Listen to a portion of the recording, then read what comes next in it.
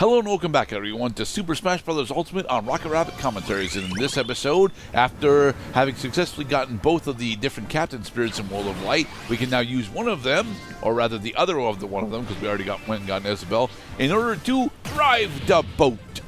And of course, as with all boating expeditions, we have to deal with fish.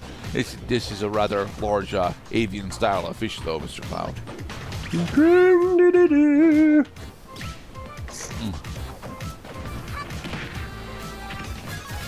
So, what the hell? Yeah, this the balloon fight map specifically works a lot like the Pac-Man and Super and Mario Brothers maps do, in that you have to actually deal a pretty significant amount of damage and then knock them all into the stage boundary before they will actually die. Right, because then they'll just appear on the other side of the map. Yeah.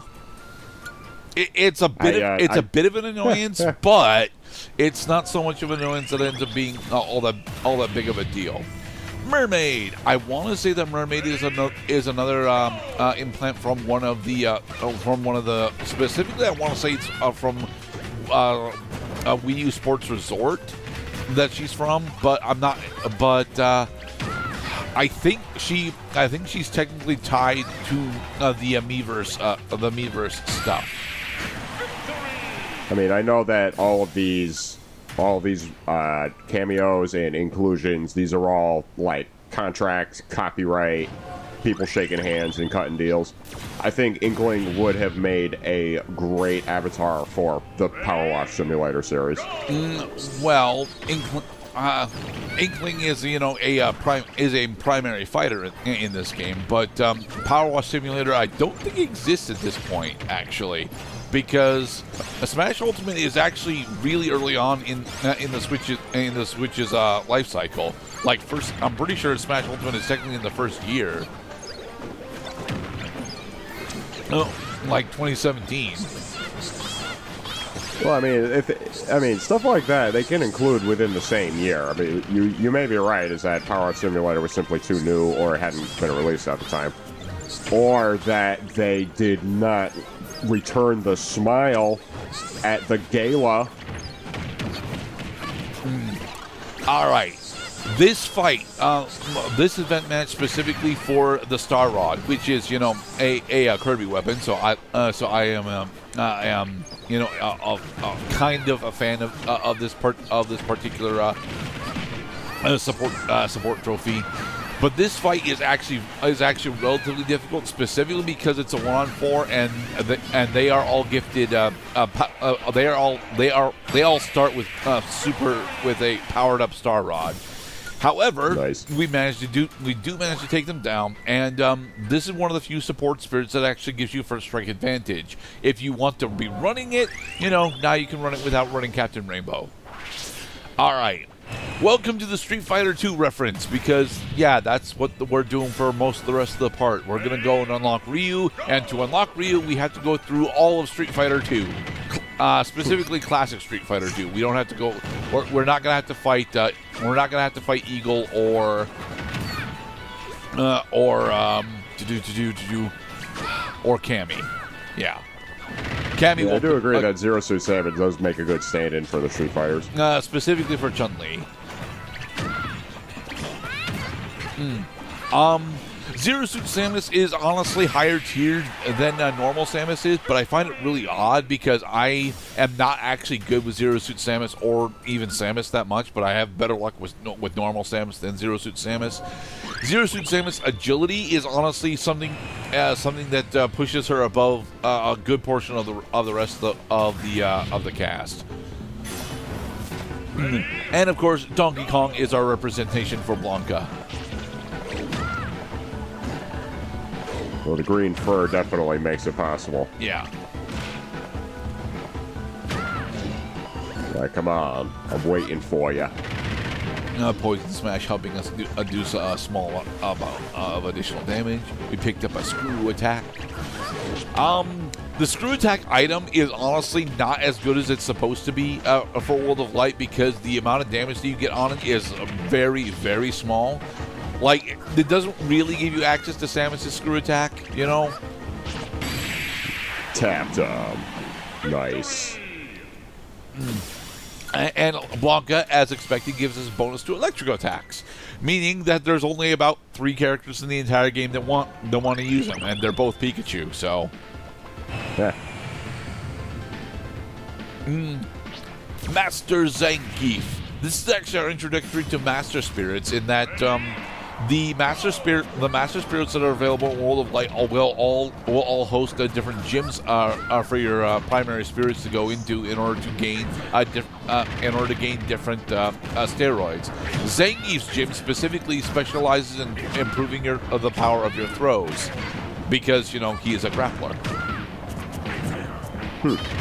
So the scoreboard on the back is actually keeping track of the number of damage points that characters have taken. Yes. Interesting.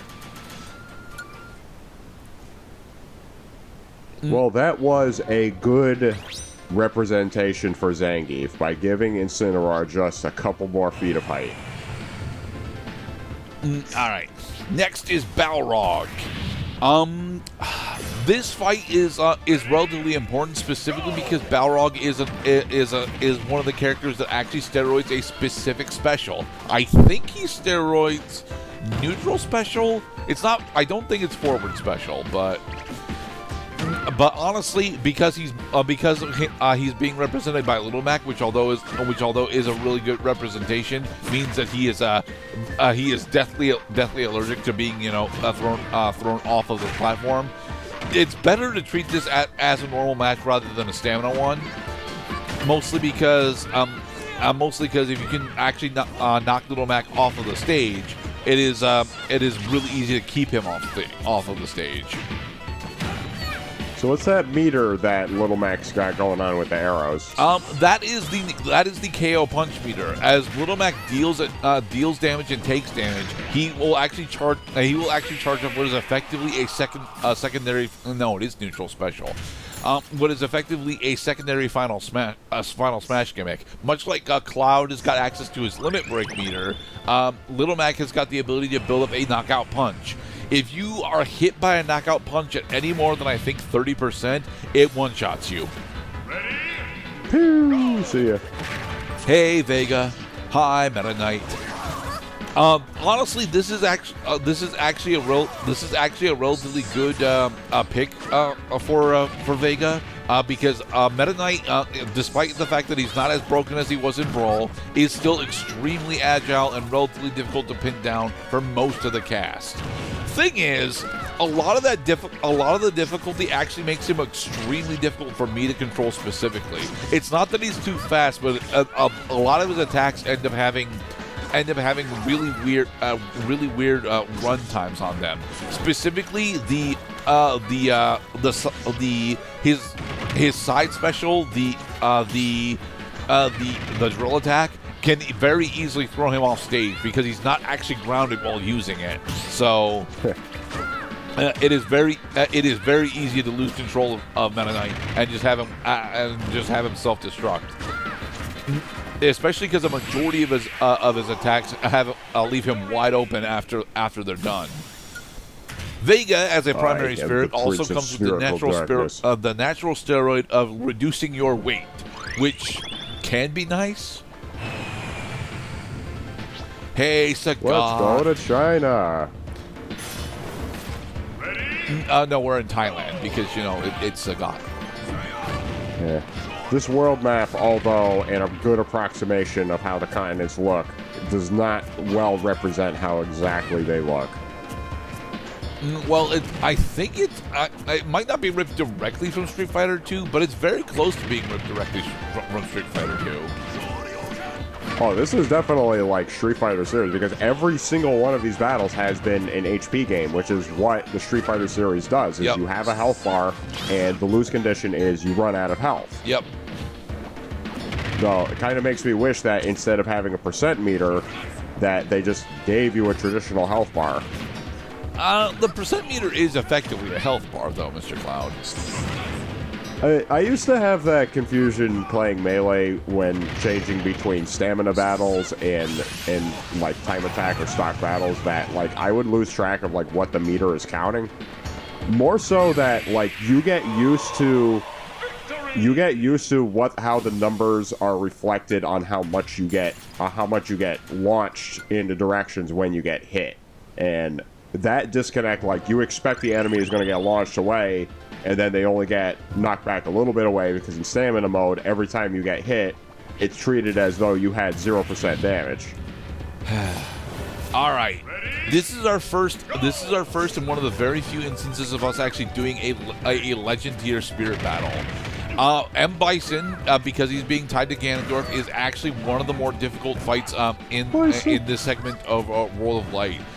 But it's mostly because much like his Street Fighter II incarnation, he's doing Ganondorf's neutral air, which is the spin kick, and it is relatively difficult for me to get significant damage on him, especially when the other steroids start kicking in. Much like Shao Kahn from Mortal Kombat 9. During Event Max 300 of Mortal Kombat 9, as the fight goes on, your opponent Ganondorf here is actually going to get additional steroids. He's going to get additional attack power on himself, and he's going to have us lose physical attack power. Okay, so let's keep an eye on the wind.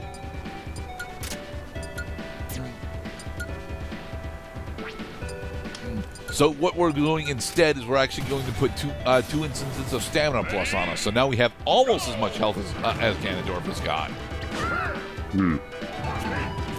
Wait, these AI opponents are just getting ferocious with the speed. That again is due to okay.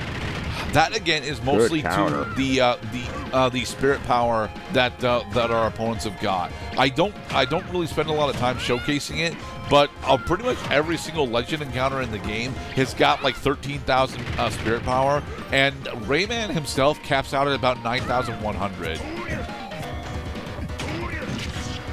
My spirit power is much bigger than yours. The rose.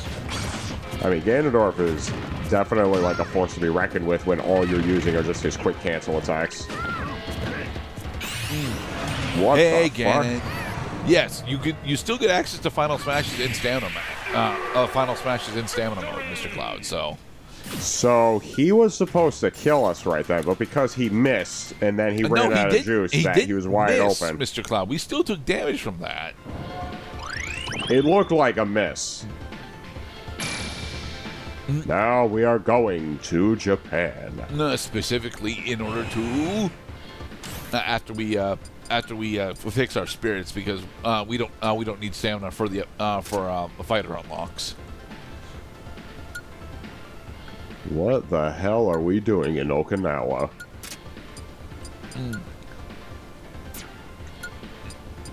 All right, and yeah, we don't need Balrog, so yeah, we're putting back on our strong wind immunity, but we don't need it for this fight because yes, we are unlocking Ryu. Oh, good, it's a character unlock, and it's a normal battle. Yes. So you'll notice throughout most of my playthrough that I'm actually specifically leaning on Kirby's dash attack as the charging fireball, and the reason why is because I have been conditioned specifically in actually being kind of shocked at how effective Kirby's dashing fireball actually is.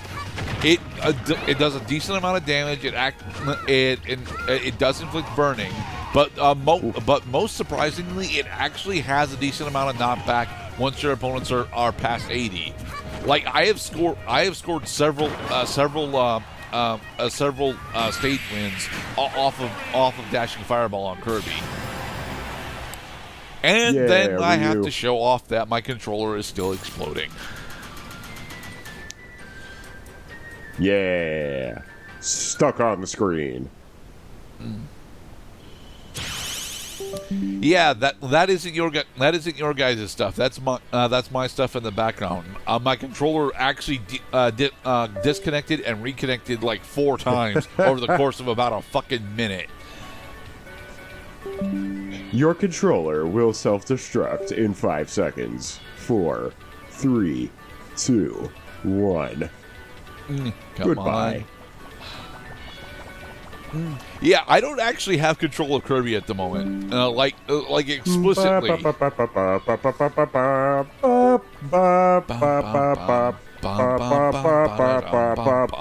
Where will Kirby go? 'Cause he can't pick any levels. All right. So now that we have successfully unlocked Ryu, we're actually going to continue on the south end of the west end of the map in order to go for another character unlock in the next part. But first, we must deal with Farfetch, who's being represented by Falco with a lipstick. Oh, the Farfetch Reed. They are so clever. The leak rather. I wonder, what were the rejected combinations for characters to represent other Nintendo icons and characters?